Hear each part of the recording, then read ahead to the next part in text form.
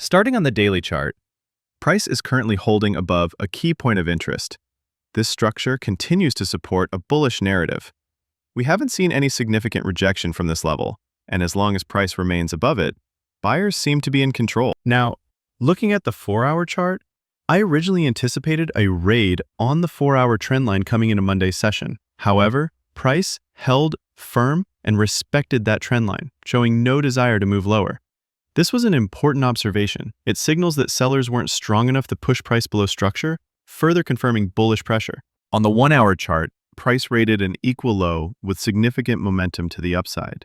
This type of move usually clears liquidity and signals intent from smart money.